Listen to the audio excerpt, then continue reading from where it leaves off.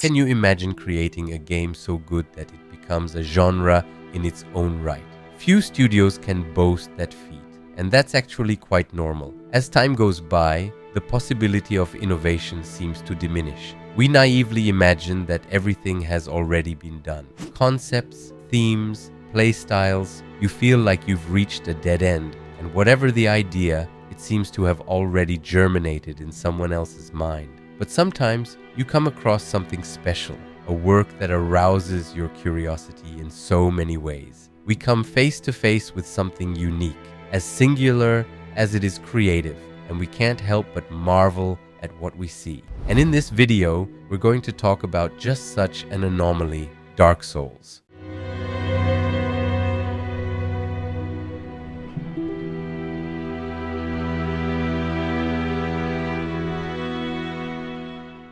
But if you've looked at the video's title and thumbnail, you'll have no doubt that we're not going to talk about the game itself. Souls have been discussed at length on the internet, and I honestly don't think there's much more to say on the subject. Nevertheless, it's still interesting to look at the work as a whole, and more specifically at the impact it has had on the video game industry. Dark Souls, and From Software's games in general, were responsible for something quite rare: the emergence of an extremely interesting codified genre, soberly entitled Souls-like.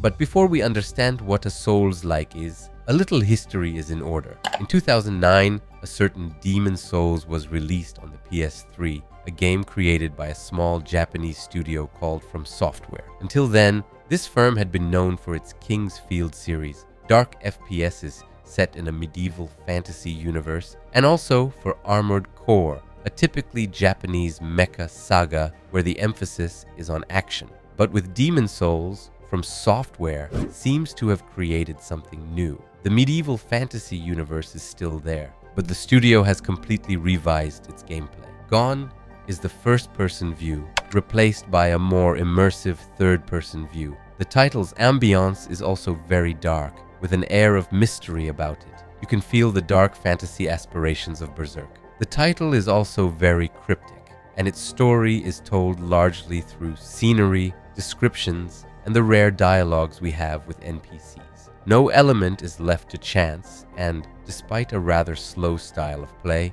at odds with the standards of the time, Demon Souls will be a critical success, and sales will be satisfactory enough to envisage a sequel. And you're familiar with this sequel, it released Dark Souls, the first of its kind, 2 years later. If Demon Souls was a very good game, Dark Souls is 15 times better. This title takes up the same ideas as its predecessor, but pushes the curses to the maximum. The mechanics have been improved, death and difficulty are still omnipresent, and the map is as accurate as ever. I'm not taking any chances when I say that this is, in my opinion, one of the best maps, if not the best ever made in the world of video games. Everything is interconnected. Each zone has its own atmosphere, its own monsters, and the whole thing is so coherent, it borders on the absurd. The game lacks any tools for visualizing the map, yet you never feel lost. I could do a video of my own on the Dark Souls map, but for now,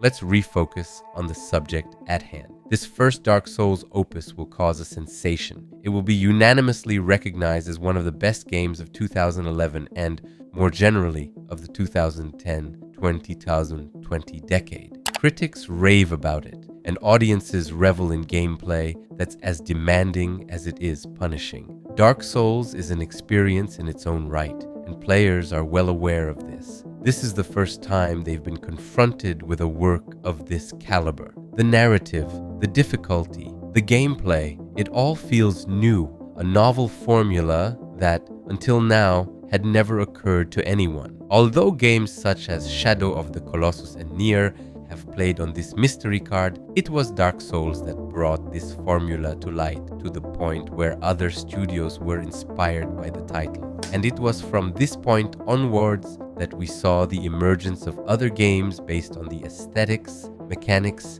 and narrative of From Software's games. inevitably giving rise to one of the most fascinating genres in video games, Souls-like.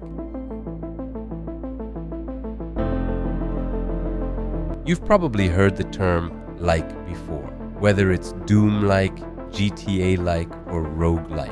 It's a bit of a catch-all term used to categorize a game according to its attributes. Let's take the example of GTA-like. For the most part, this term refers to a game set in an urban open world, where players can move around and interact with the world around them. The main storyline takes the form of missions that the player can choose to carry out at any time. The mechanics of movement are also central to the GTA-like genre. Most of the time, land vehicles are used, which can be bought or stolen from traffic. The genre is known for titles such as Saints Row, Mafia, and Sleeping Dogs.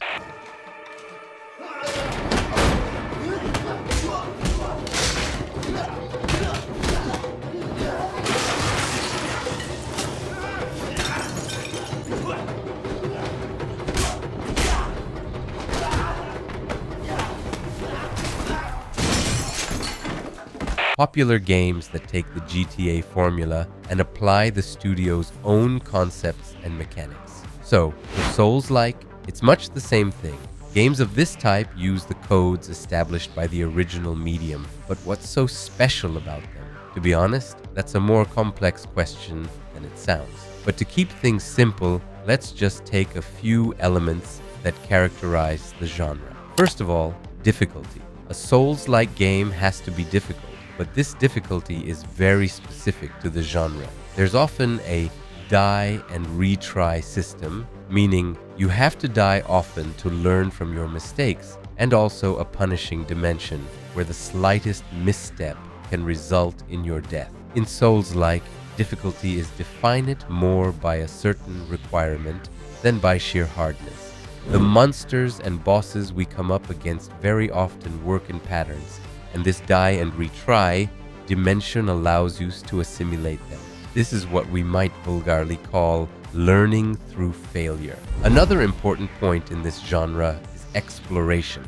World building is an integral part of the experience, and each map is coherently constructed so that, despite the glaring lack of information, the player can continue his adventure without ever being lost. We could also mention the story, which in most cases left guessing in favor of a cryptic narrative. NPCs, scenery, and even object descriptions tell us more about the world around us, without ever giving us all the keys to the story. The final thing that brings this genre to a close for me is the RPG aspect.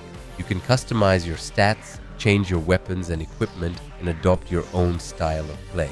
Even if this last point seems rather general, which it is, it's still part of the characterization of the genre. As you can see, Souls-like is a pretty well-standardized genre. Each of the elements presented is important in assigning a game to this genre. Nonetheless, there is a slight nuance to be added. Following the release of Bloodborne and Sekiro, the Souls-like genre has evolved a little. Some people would like to consider all From Software games as part of a genre in their own right, given that they share much of their artistic direction and, above all, their mechanics. But in this video, this appellation isn't going to interest us more than that, but I think it's still worth mentioning that it exists. Getting back to Souls-like games, we can think of the Nioh series, games set in a feudal Japan where Japanese mythology has taken on a dominant role in the world. Then there's Code Vein, a Souls-like game based on Japanese anime,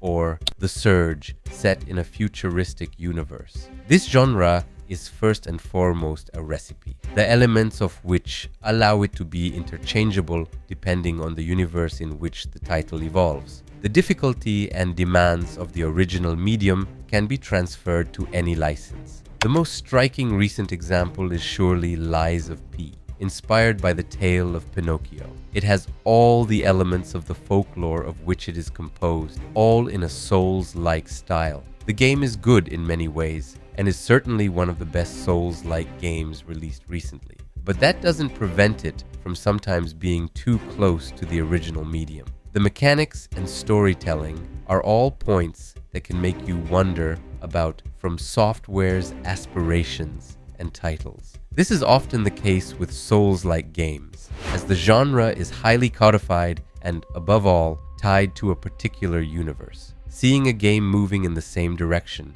raises questions about the boundaries between inspiration and copying. A game that perfectly illustrates this point is certainly Mortal Shell, a Souls-like game set in a dark fantasy universe that uses all the Souls codes. The game isn't bad per se, but it feels far too inspired by From Software's work, and that's a shame because it has a lot to offer. One can often question the identity of a game that stems from a very specific genre. Studios can fall into caricature without really understanding why. Why opt for such a narrative style? Why increase the difficulty? Or how to make a game unique? So many questions that developers ask themselves without ever having precise answers. The Souls-like genre is certainly complete, but profoundly complex. If certain elements aren't properly combined, it's hard to stand out from the crowd, to find your own identity.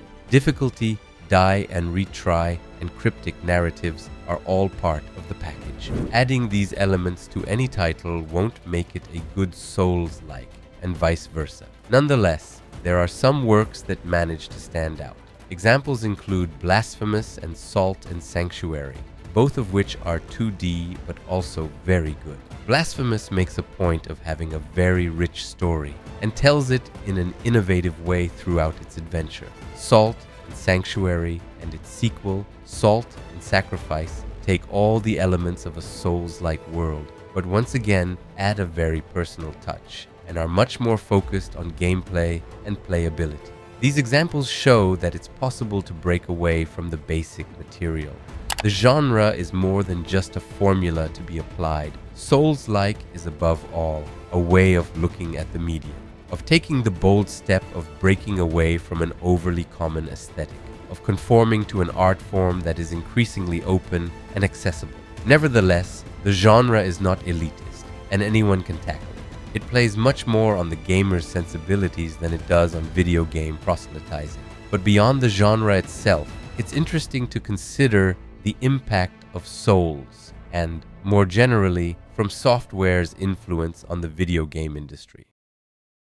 It's not often in the history of video games that studios manage to revolutionize the vision and direction of the medium. From Software has succeeded in imposing a new way of looking at this form of entertainment, adding challenge to an experience that is becoming increasingly easy. Video games are an art form, and like all art forms, inspiration and copying are commonplace. But where the Souls series has succeeded in making its mark is in its unique style. And although unique, this style is increasingly found in today's productions. Titles such as Star Wars Jedi, Fallen Order, and Assassin's Creed, for example, draw freely on Souls mechanics, with more technical, punishing battles and a more particular kind of gratification, where in the past you faced almost endless waves of enemies with little difficulty. After that, each battle must be apprehended, understood, and analyzed in order to overcome it. This shift towards Soulification also comes with a strong RPG component. Assassin's Creed took the plunge with Odyssey, where you can really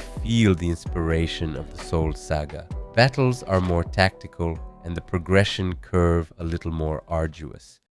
But the game that, in my opinion, channels all this feeling is very probably 2018's God of War. Originally, God of War was a beat-em-up series where you play as Kratos against endless streams of enemies. The game was built in such a way as to never really confront the difficulty too much. The emphasis was more on staging and spectacle than really on a demonstration of technique.